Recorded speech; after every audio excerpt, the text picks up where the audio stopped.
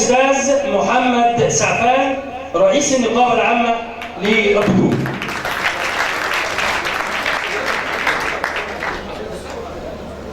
بسم الله الرحمن الرحيم. يسعدني ويشرفني أن أكون بين أهل غارب الكرام اللي احتضنوا النقابة العامة للبترول السنة اللي فاتت وهي في عز أزماتها مع الإخوان، وكانوا سند لينا. وفي البداية لازم أقدم لهم كل الشكر، لأن وقفتهم يوميها كان ليها تأثير وتأثير كبير. ويمكن نخص بالشكر أستاذ محمود بغدادي اللي فتح لنا هذه القاعة.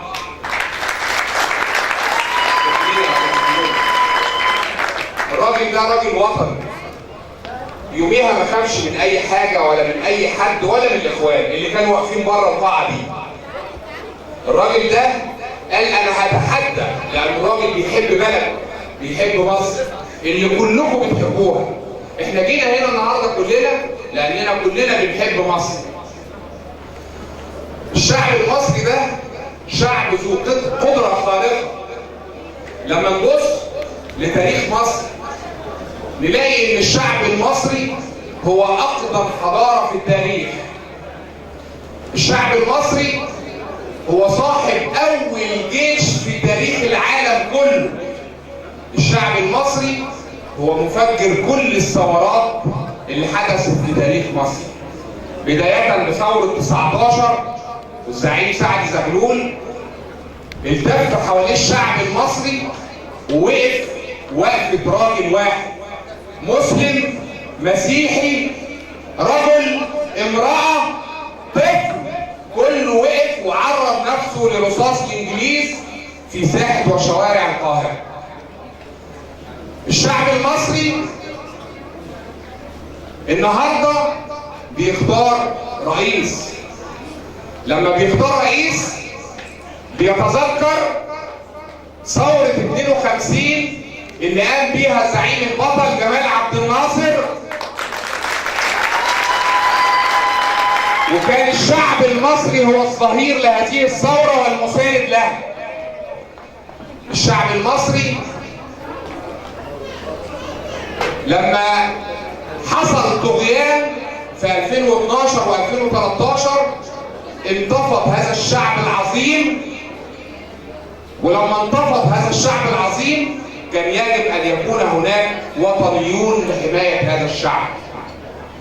فدائما مصر ولادة، زي ما جابت عبد الناصر، زي ما جابت حفيده عبد الفتاح السيسي.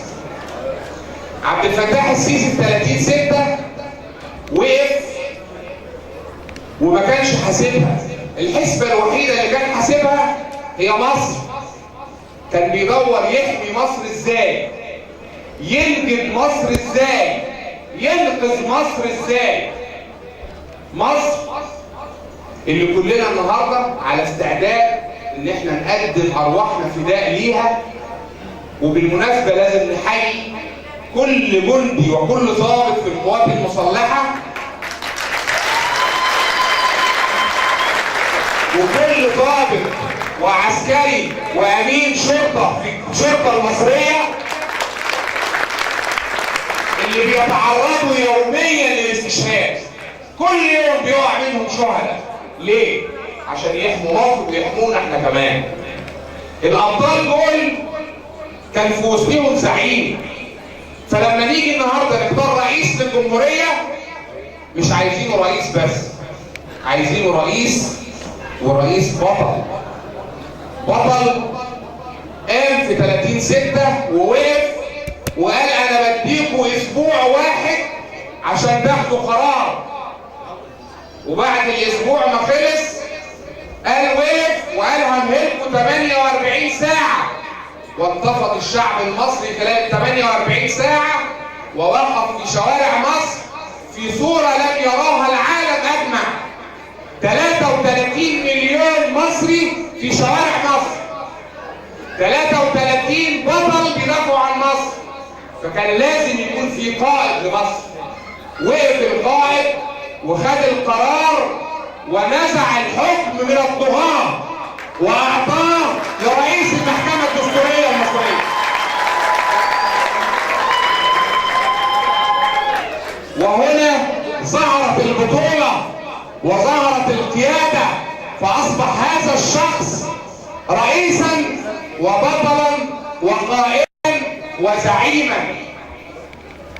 فمرحبا بالفريق مشير عبد الفتاح السيسي رئيسا لمصر القادم بإذن الله. الشعب المصري دايما بيثبت للعالم كله انه قد التحدي. كل الناس قالت المصريين في الخارج مش هتخرج للانتخابات، خرجت بارقام 300% من انتخابات الدستور، من استفتاء على الدستور. ده معناه ان كل الناس النهارده عندها دافع داخلي لان تكون موجوده في الساحه، وان يكون عبد الفتاح السيسي هو قائد مصر القادم. النهارده كلنا لازم نقف وقفه راجل. الرجل وقبليه المرأة المصرية اللي بحييها تحية خاصة، لأنها إن كانوا يسموها هي نصف الحاضر أو نصف المجتمع، فأنا بقول هي مش نصف المجتمع، بالعكس هي كل المجتمع. لأن هي اللي بتجيب الطفل والراجل والدكتور والضابط، هي اللي بتربيه، هي اللي بتربيه على البطولة، هي اللي بتقويه. في 30/6 كانت الأم اللي بتخاف على فلذة كبدها ابنها بتقول له انزل اقف في الشارع عشان مصر تتحرر. تحية للمرأة المصرية.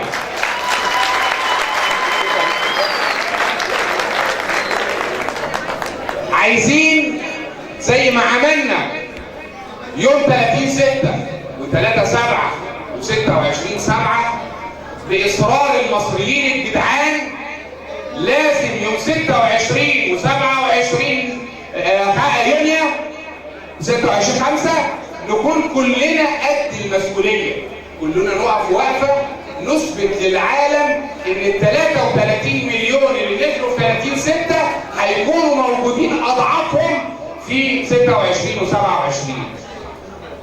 انا مش عايز اطيل لان الاستاذ عبد الفتاح كلمته بتبقى طويله شويه، فاتمنى ان شاء الله القدس بتاع مصر يكون يوم 26 و27.